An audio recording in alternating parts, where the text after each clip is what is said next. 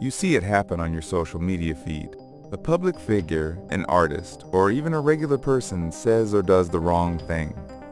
Almost instantly, a tidal wave of condemnation crashes down, and a question forms in your mind. Is this accountability in action, or is it a digital mob? Let's trace a familiar scenario. A well-known person makes a controversial statement, or an old, insensitive post resurfaces. The internet ignites. Thousands of comments pour in, calling for them to be fired, for sponsors to drop them, for their platform to be taken away. A hashtag starts trending. You see people you know and respect joining the chorus of disapproval. You feel an immediate, unspoken pressure to have an opinion, to choose a side. The decision you face isn't just about that person. It's about you. Do you join the condemnation, stay silent and watch, or risk speaking against the current? This is the decision to ostracize. To understand this decision, we first need to look at our own psychology. Our brains are fundamentally wired for tribalism. We instinctively categorize people into us and them. This is known as Ingroup-Outgroup bias. When someone becomes the target of a cancellation, they are quickly and decisively moved into the outgroup. Once they are part of them, our empathy for them tends to decrease.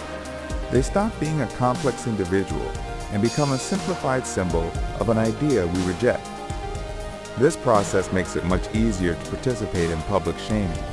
We feel we are not attacking a person, but defending our group's identity and values from a perceived threat. There's another powerful driver at play, the very human need to signal our own goodness. Psychologists sometimes refer to this as moral grandstanding. By publicly condemning someone who has broken a social rule, we are broadcasting our own virtues to our peers. We are non-verbally saying, I am on the right side. I hold the correct values. This performance of morality can become more about managing our own social reputation than it is about achieving any real justice or fostering change. The more public and passionate our condemnation, the more social credit we feel we are earning within our tribe. Then comes the powerful, almost irresistible pressure to conform. As social creatures, one of our deepest fears is being ostracized ourselves. When we see a strong consensus forming online, our instinct isn't to critically evaluate it, but to align with it for our own safety. Staying silent can feel risky, as if your silence could be interpreted as complicity. Actively defending the targeted person is even riskier, as you could become the next target of the mob. For many, the safest decision for social survival is to join the chorus, or at the very least, not to object to it. Our minds are also susceptible to a thinking error called the availability heuristic. We tend to make judgments based on the information that comes to mind most easily. During a public cancellation, our feeds become flooded with evidence of the person's wrongdoing. We see an endless scroll of criticism, angry comments, and think pieces. This constant stream of negative information makes the person's mistake seem all-encompassing.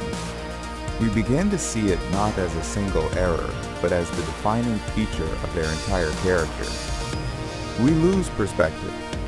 The sheer volume of the online outrage makes the original offense feel far more severe and important than it might be in isolation. So what is the deep principle that connects these forces of tribalism, moral signaling, and social conformity? It's a phenomenon some sociologists call a purity spiral.